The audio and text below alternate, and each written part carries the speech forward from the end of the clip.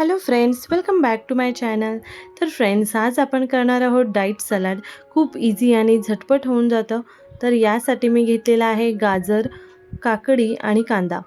Tomato आणि शिमला मिरचीसुद्धा तुम्ही घेऊ शकता.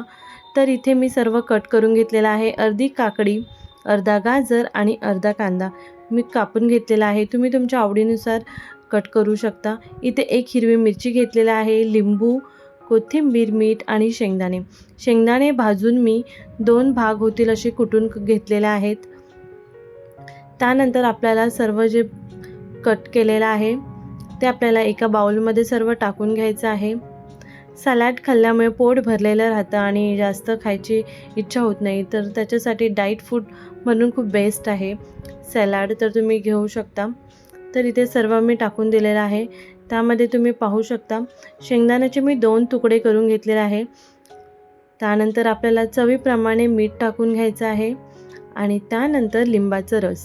इथे तुम्ही काळी मिरची पावडरसुद्धा टाकू शकता, पण मी इथे स्किप केलेले आहे. आणि वरून थोडीशी कोथिंबीर टाकून घ्यायची आहे.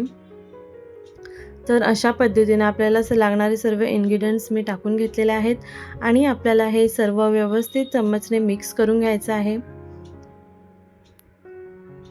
छान अशा पद्धतीने हे खायला खूप टेस्टी आणि यम्मी लागतं.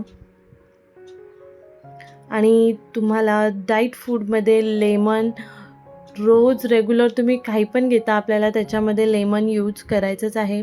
तर अशा पद्धतीने आपला सॅलड जो आहे तो रेडी झालेला आहे.